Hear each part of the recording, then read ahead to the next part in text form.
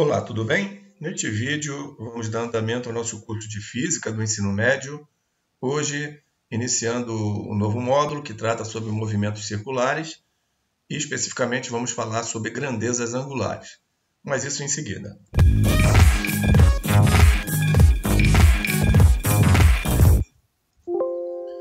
Aqui é o professor Jorge Damasceno e neste vídeo vamos seguir com o nosso curso de Física do Ensino Médio, iniciando o módulo número 6 com movimentos circulares, aula número 1 com grandezas angulares. Mas antes eu gostaria de pedir que você se inscreva no nosso canal e também que deixe o seu like, tá certo? Vamos começar. Então, grandezas angulares, espaço angular. Primeiro tema que a gente vai tratar agora. Então, só lembrando que nessa aula a gente vai focar na teoria, certo? Porque esse tema é importante e serve de base para outros assuntos relacionados à física. E para não ficar muito extenso o vídeo, a gente vai deixar para fazer os exercícios exclusivamente na próxima aula, tá certo? Então vamos lá. Quando pontos materiais descrevem trajetórias circulares, podemos determinar suas posições por meio de ângulos centrais, aqui expresso pela essa letra grega φ, tá? Em lugar do espaço S, como estamos acostumados, né? Então, a gente vai ver na figura o arco OP medido na própria trajetória. Então, está aqui a figura, o arco OP, iniciando em O, finalizando aqui em P, o sentido do movimento, do sentido dos ponteiros dos relógios. Então, a gente tem na própria trajetória o que a gente já aprendeu, que é o espaço S. Tá? E aqui a gente tem a novidade da posição angular, que é esse ângulo φ que determina também essa trajetória, como a gente mostrou. E que a gente vai definir com base também no raio dessa trajetória, como está mostrado aqui. Tá bom? Então, a origem dos espaços está aqui no O. Tá? E a trajetória é uma trajetória circular, definida tanto no que diz respeito ao espaço S, quanto pelo valor angular, tá? Então, medido na própria trajetória, como foi já definido.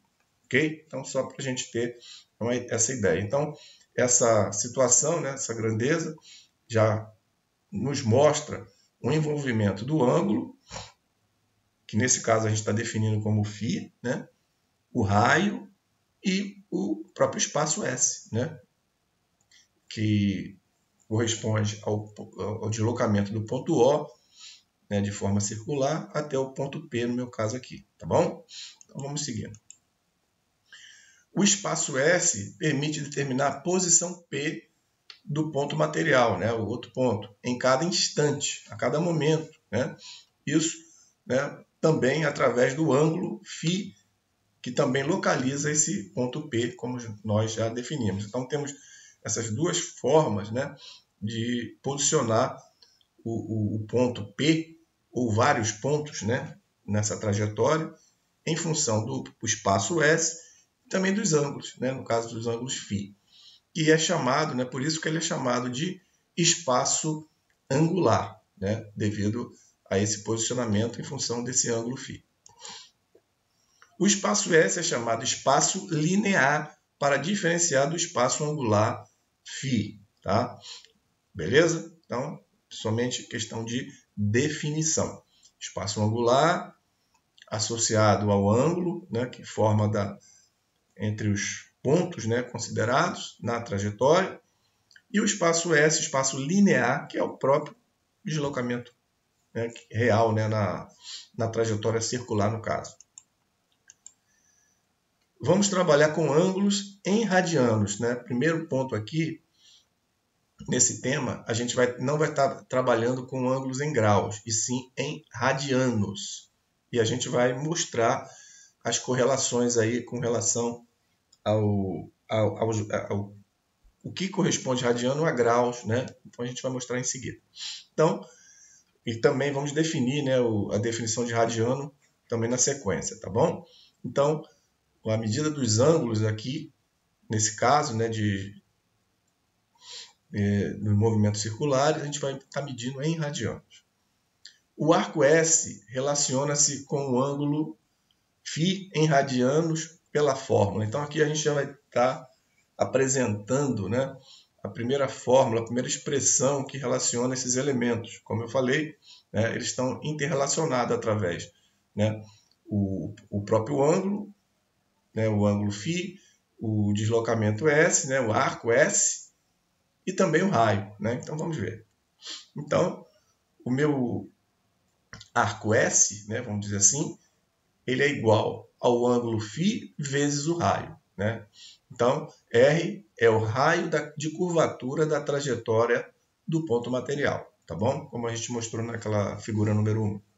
Então, primeira expressão que nos faz a relação, né, do arco S com relação ao ângulo desse arco e o raio é, basicamente, S é igual ao produto do ângulo, no caso φ, vezes o raio.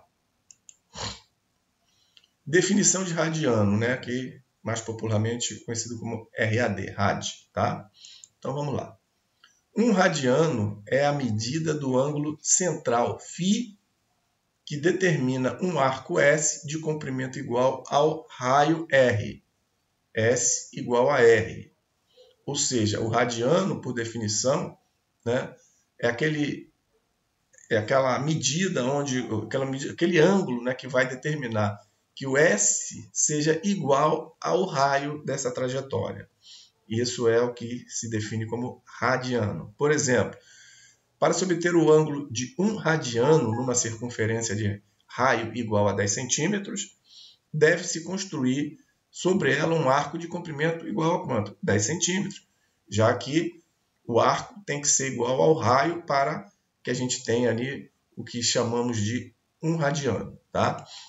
O ângulo central que determina esse arco é igual a 1 radiano, que é aproximadamente 57,3 graus. Tá? Então, a primeira relação é essa. 1 radiano é aproximadamente 57,3 graus. Então, aqui, né, a gente tem essa outra figura. Tá? Então, primeiro caso, né, tem aqui o nosso ângulo, que corresponde a 1 radiano, né? A definição de radiano, que é o meu ângulo φ, onde esse comprimento do arco S é igual a R, igual ao raio, né, dessa circunferência formada pela trajetória circular. Tá? Então, essa é a definição de radiano. Tá?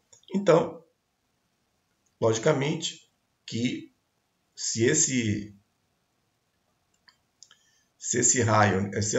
trajetória for maior do que o raio, automaticamente, né, ele já não vai ser mais 1 radiano, vai ser mais, no caso aqui especificamente, né, tem esse pontilhado, né, de 1 radiano, aqui, né, esse trecho, seria aqui o S igual a R. Porém, se eu for considerar o S maior, né, logicamente aqui o S é maior do que o R, logicamente aqui vai ser mais do que 1 radiano. Tá bom? Só para ter uma ideia da ordem de grandeza. Por regra de 3 simples e direta, pode-se obter a relação entre as grandezas S, né, que é o arco, né, o φ, que é o valor do ângulo, e o raio. Tá? Então, é tranquilo, né, fazer essas análises, né, já que você pode utilizar essas conversões através de regra de 3 simples e direta. Então, no caso, né, um radiano e comprimento do arco, a relação. 1 radiano corresponde, né, a um arco que é igual ao raio, como a gente mostrou. Né? Então, φ radianos, né, o φ radiano é igual ao arco que é igual a S. Né? Então, aí com essa relação a gente consegue encontrar, né, a informação desejada. Então, vejamos. Daí temos que S vezes 1 é igual a o ângulo φ vezes o R, tá? Como já havíamos antecipado essa relação. Tá? Ou seja, para o ângulo em radiano, 1 radiano corresponde a um arco que é igual ao raio. E para um ângulo φ, né, qualquer, em radianos, a minha relação vai ser o arco, né, cuja medida é S, que eu vou encontrar. Então, temos que S vezes 1 é igual a φ vezes R. Ou o meu arco S é igual ao ângulo formado ali, né, nesse arco, vezes o raio. Beleza? O comprimento da circunferência é 2πr, né, como já conhecemos aí lá da geometria. Né? O comprimento da circunferência é igual a 2πr. Substituindo-se em S, tá? Em S igual a φ vezes R, né? Então, comprimento S é igual a 2πr. Então, vou pegar esse 2πr e substituir aqui no lugar do S, que o S é um arco, aqui no caso da circunferência como um todo, é 2πr. Então, eu vou ter que S é igual a φ vezes R, substituindo aqui o S por 2πr, aqui, é igual a φ vezes R. Ou seja, o meu φ, nesse caso, vai ser 2π radianos, né? Ou seja, equivale à circunferência inteira, né? Que a gente vai depois mostrar, né? Que corresponde a 360 graus lá da trigonometria. Então, o nosso ângulo para um comprimento 2π, né? Que é o 2πr completo, é o comprimento do arco completo, a circunferência inteira, nos dá, né, que o nosso ângulo corresponde a 2π ou 360 graus. 2π radianos ou 360 graus. Desse modo, o ângulo central que determina a circunferência mede 2π radianos, equivalente, portanto, a 360 graus, como já antecipamos. Assim, chega-se a 180 graus igual a π radianos. Se 2π é 360 graus, né, a metade, né, π, vai ser 360 dividido por 2, que é 180 graus. São valores importantes que a gente já precisa memorizar. 180 graus é π radiano, ok? Beleza? E aqui, né, na realidade está errado, aqui no caso é 90 graus, tá? Faltou aqui colocar 180 por 2, né, que é 90 graus. 90 graus é π sobre 2 radianos, tá? E assim sucessivamente, tá certo? Então, 180 graus é π e 90 graus, tá? Aqui eu acabei me passando, aqui é 90 graus, é igual a π sobre 2 radianos. Bem tranquilo, essas conversões são fáceis, inclusive do próprio estudo da trigonometria, lá a gente já tem, ou pelo menos já deveria estar bem embasado sobre isso, tá bom? Vamos agora conversar um pouquinho, né, sobre a velocidade angular. Letra A, velocidade angular média, que é dado por essa letra grega ômega, ômega m, né, de velocidade angular média.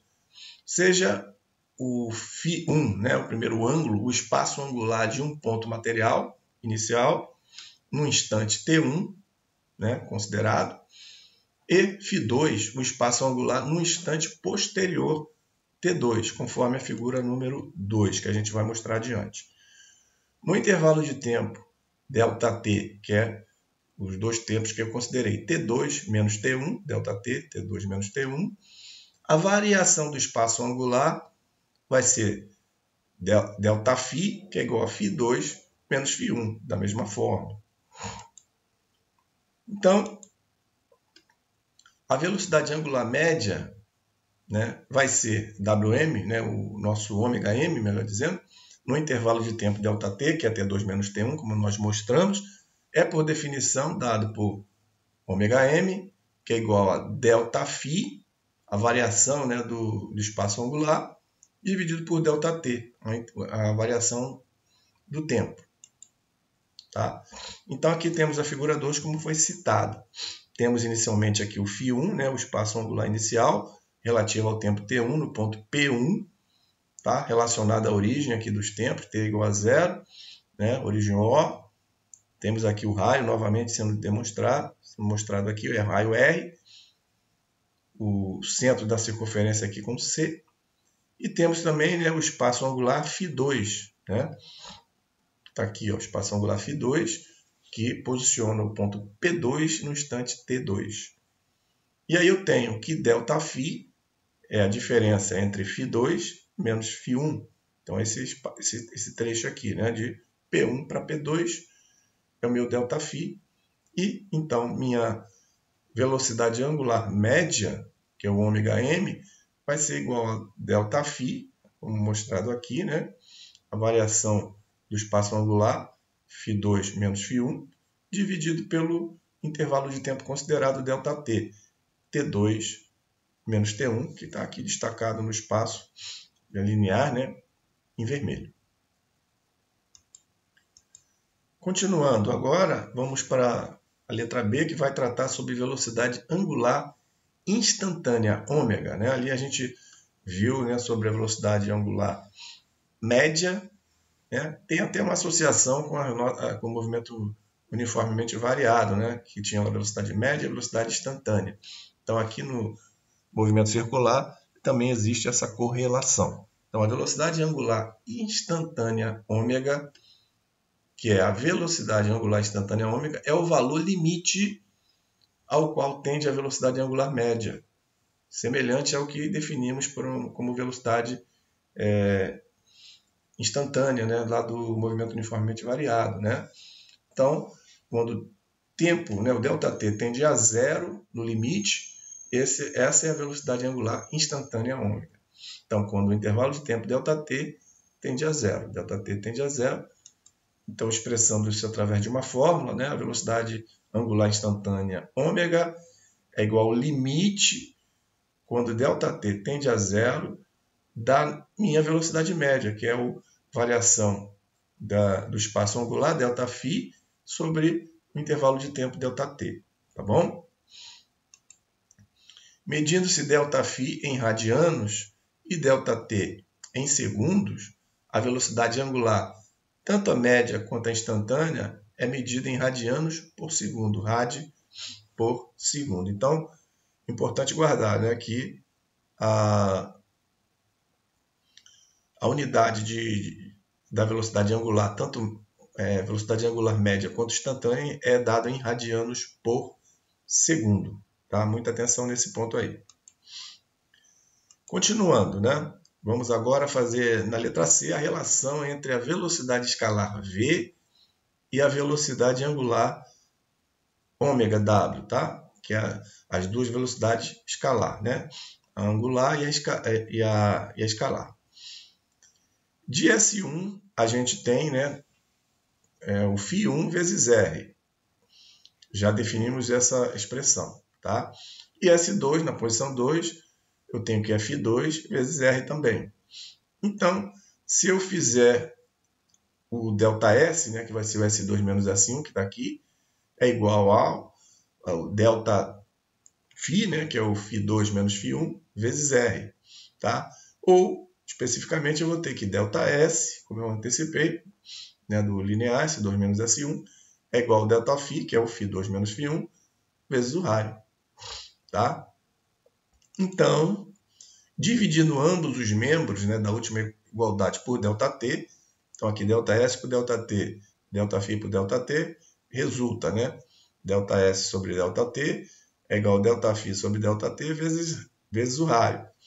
Só que, lá do movimento uniformemente variado, né, a gente tem que ΔS sobre ΔT, movimento uniforme, né, que já estudamos, é o ΔS sobre ΔT, é a velocidade média, né, ΔS sobre ΔT, quando estudamos lá, né, a velocidade média do movimento uniformemente variado.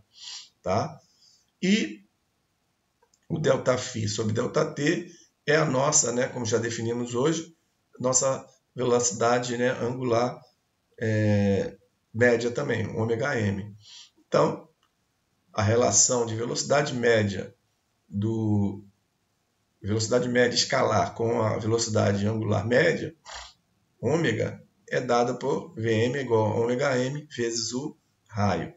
Observar que a relação entre escalar e o angular sempre aparece o raio, né, sendo envolvido. Tá? Não sei se já notou isso, mas é importante, a gente vai reforçar isso mais à frente. Considerando o intervalo de tempo ΔT tendendo a zero, ΔT tende a zero, a igualdade anterior se torna, aí eu já vou cair na velocidade escalar instantânea, né? V, que vai ser igual a minha velocidade angular instantânea, ômega, também vezes o raio, né? V igual a ômega vezes R. Tá certo? Então vamos conversar um pouquinho agora sobre aceleração angular. Letra A, aceleração angular média, que é dada aí pela letra gama, né? Gama M. Seja ômega1 a velocidade angular de um ponto material num instante T1 e ômega2 a velocidade angular num instante posterior T2. No intervalo de tempo ΔT de T2 a T1, a variação da velocidade angular é ΔW, ômega2 menos ômega1. Então, usando a mesma premissa, né, que a gente desenvolveu para achar a questão da velocidade angular média e a instantânea, a gente está usando aqui para desenvolver o raciocínio para encontrar a aceleração angular média. Então, vejamos. A aceleração angular média, γm, no intervalo de tempo ΔT, é, por definição, o γm, delta ômega, que é ômega2 menos ômega1 aqui de cima, sobre ΔT, que é o T2 menos T1, considerando aqueles dois pontos, né, da trajetória, ponto P1 e ponto P2. Então, com isso, eu encontro, né, a minha aceleração angular média. Então, serve para qualquer situação, tendo as velocidades angulares naqueles dois pontos e o intervalo de tempo nesses pontos considerados, dividindo esse delta ômega, né, a variação da velocidade angular pela variação do tempo, eu encontro a minha aceleração angular média, que é dada pelo gama M. Tá bom? Aceleração angular. Continuando aí. B. A aceleração angular instantânea, que é o gama agora, né? A aceleração angular instantânea gama é o valor limite ao qual tende a aceleração angular média quando o intervalo de tempo ΔT tende a zero. O raciocínio é bem semelhante ao que fizemos, né, para achar, né, a velocidade angular instantânea, né?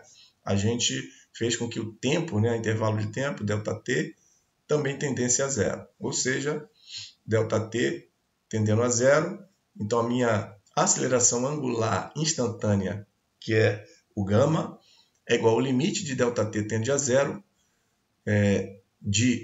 do ΔW, né, da variação da velocidade angular, né, o ômega, né, delta ômega, com relação às posições 2 e 1, né, do intervalo de tempo considerado, sobre o ΔT. Tranquilo? Medindo-se ΔW em radianos por segundo e ΔT em segundos, a aceleração angular, tanto a média quanto a instantânea, é medida em radianos por segundo ao quadrado. Radiano por segundo ao quadrado. Então, aqui a gente já tem definido as unidades, né? Tanto da velocidade angular, como já falamos, que é radiano por segundo, quanto para a aceleração angular, tanto instantânea quanto média, tá? Que é radianos por segundo ao quadrado. Falou em aceleração, a gente está falando de segundo ao quadrado, tá? Na unidade, para facilitar aí a compreensão. Letra C, relação entre a aceleração escalar, que a gente está chamando de A, né? E a aceleração angular, que a gente está chamando de gama. Vejamos.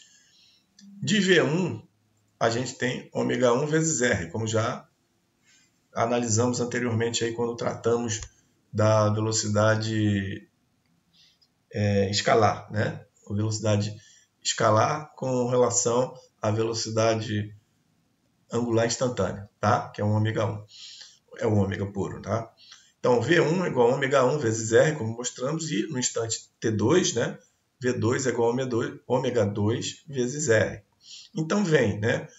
Eu fazendo ΔV, né? Que é a variação, né, de velocidade entre os intervalos 1 e 2, né, que eu pego o intervalo final, V2, menos o intervalo inicial, V1. V2 menos V1 é igual ao ômega2 menos ômega1, que é o delta ômega, né, variação da velocidade angular instantânea, vezes o raio. Ou seja, V2 menos V1 é o delta V, a variação da velocidade, né, instantânea, que é igual a delta W, que é a variação da velocidade angular instantânea, ômega2 menos ômega1, vezes o raio. Então, delta V é igual a delta W vezes o raio. Tá? É uma relação, mais uma relação importante para a gente guardar. Dividindo ambos os membros da última igualdade por ΔT, como a gente fez anteriormente, né? mesma sequência, ΔV sobre ΔT, ΔW sobre ΔT. Então, o que nós temos? ΔV sobre ΔT é a minha, já estudada lá no movimento uniformemente variado, a minha aceleração média, né? ΔV sobre ΔT, que é o meu AM, a aceleração média, já estudada em aulas anteriores. E o meu ΔW sobre ΔT, estudamos hoje, né? Que é a minha aceleração, né? Angular média, é o gama M, ΔW sobre ΔT, vezes o raio. Então, mais uma relação importante aí, que relaciona a aceleração escalar com a aceleração angular, no caso média. A aceleração média é igual a aceleração angular média vezes o raio. Ok? Então, agora, né, vamos trabalhar no limite, né, do tempo, né, como a gente fez anteriormente. Considerando um intervalo de tempo ΔT tendendo a zero, né, próximo do zero, ΔT tendendo a zero. A igualdade anterior se torna, aí eu caio na minha aceleração escalar instantânea, que é igual à aceleração angular instantânea, gama vezes o R. Tá? A correlação é bem clara, né? Tá bem tranquila aí, tá? Entre uma e outra, tá? Então, seguindo, podemos observar na tabela abaixo que a cada grandeza angular, espaço, velocidade e aceleração, corresponde uma grandeza linear. Foi o que eu havia já antecipado. Então, essa tabelinha é bem interessante, tá? Ou seja, temos aqui no lado esquerdo as grandezas angulares, né? Que é o φ, que é o ângulo, né? Em radiano, que corresponde na grandeza linear ao nosso S, né? O espaço, né? E dado em metros. A velocidade angular, ômega, radianos por segundo, com a velocidade, né, linear, no caso instantânea, aqui metros por segundo.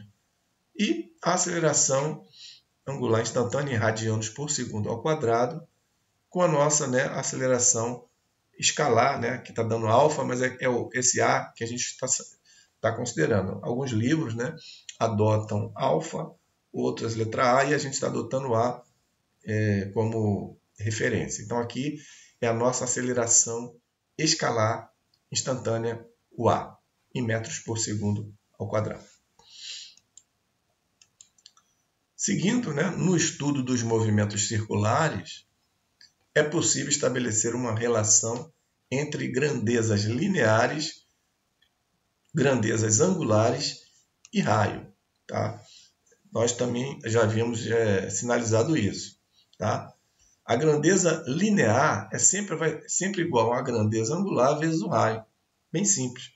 Ou seja, meu espaço, né, linear, S, é igual, né, ao espaço angular, que é o nosso φ, multiplicado pelo raio.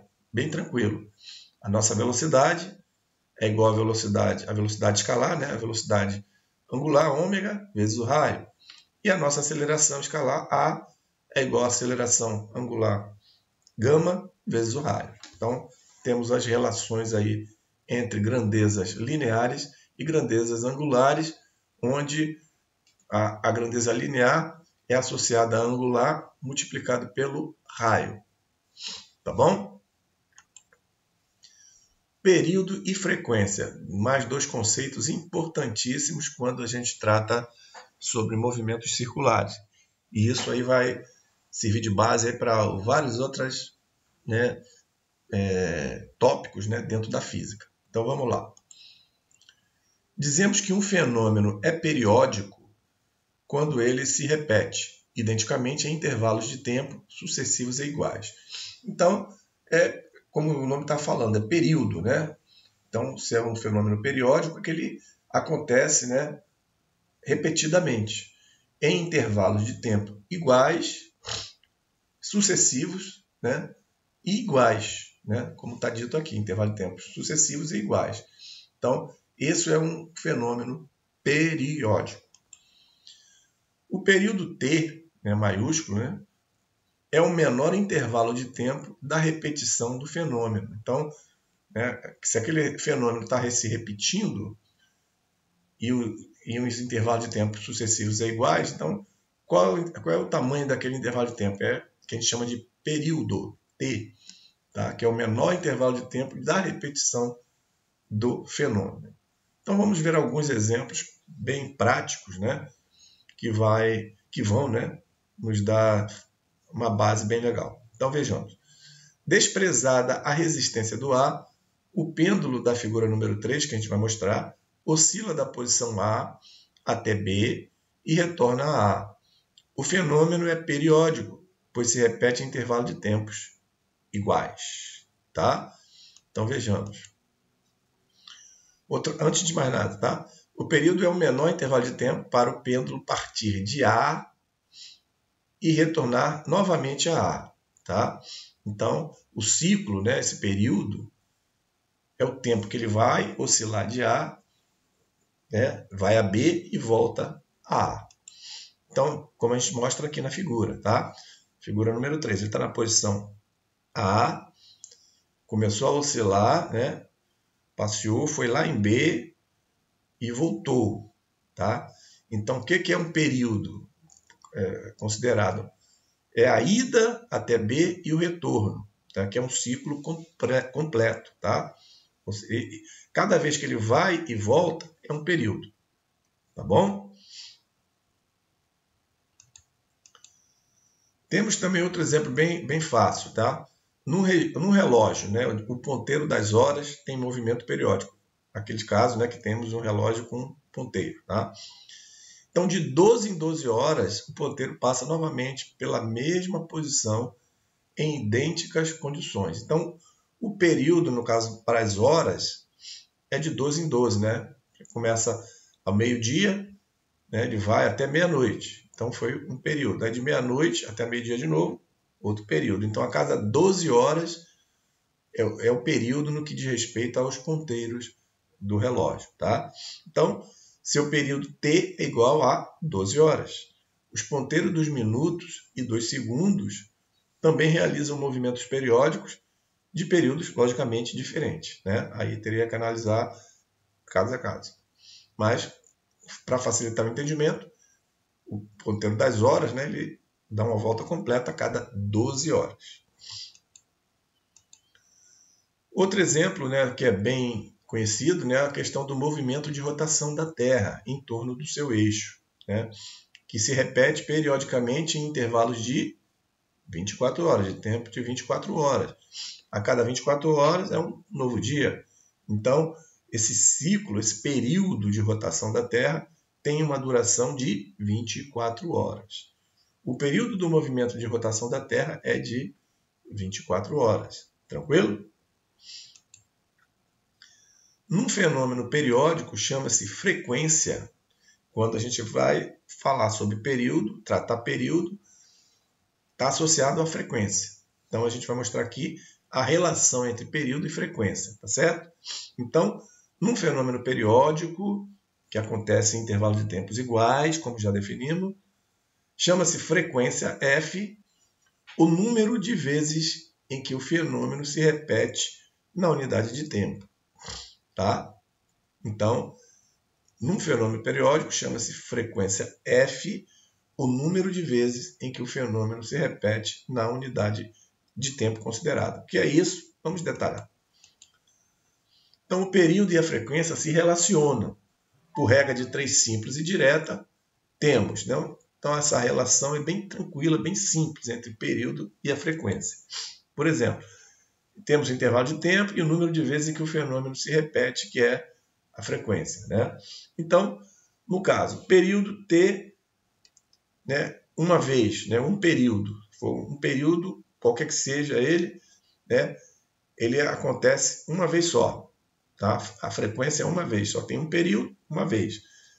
Se eu tiver ali uma unidade de tempo, um período que corresponda a N períodos, vamos dizer assim, a frequência vai ser F vezes também.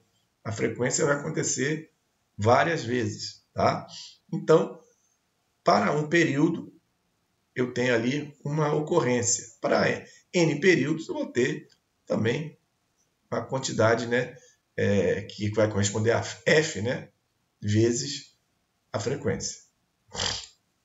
Ou seja, daí temos que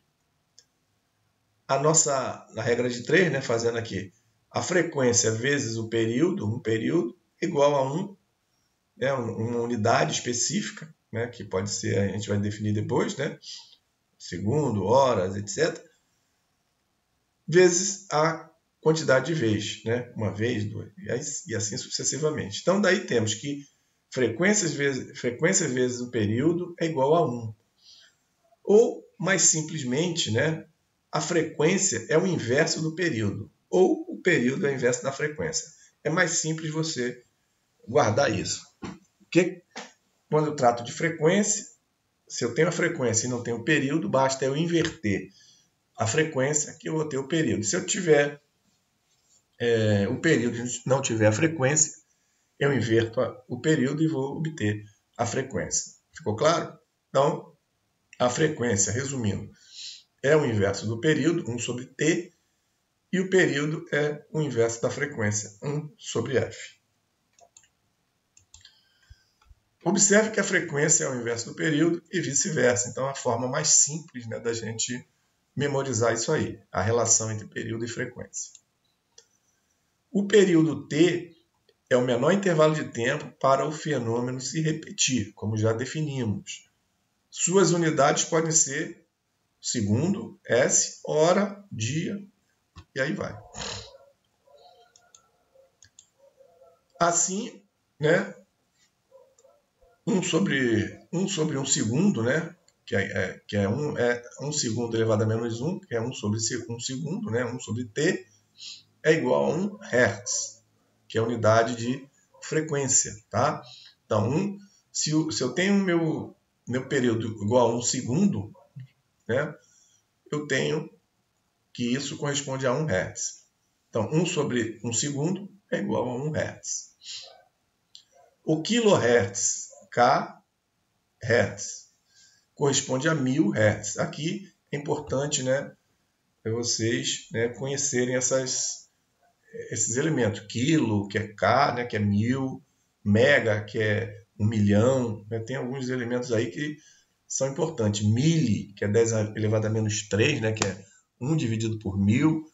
Micro, que é 1 dividido por 1 milhão. Então, algumas dessas unidades aí são importantes, né, que vocês guardem, tá bom? Então, o kHz corresponde a 1000 Hz, tá bom? Então, seguindo.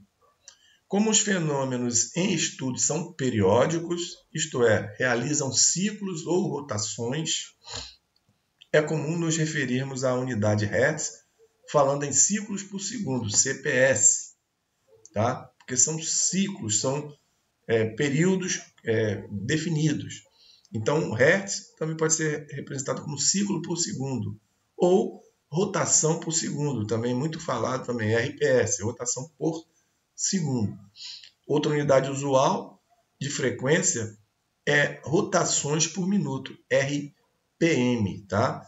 Ou seja, uma rotação por minuto corresponde a 60 rotações por segundo. Também essa relação é importantíssima em muitas questões, né? Ele dá a informação, né, em RPM e você precisa, né, no decorrer do desenvolvimento, passar para RPS. Então, a relação é simples, né? Em 1 minuto eu tenho 60 segundos. Então, uma rotação por minuto corresponde a 60 rotações por segundo. Ou seja, Uma rotação é um ciclo, um período, tá? Basicamente é isso, tá?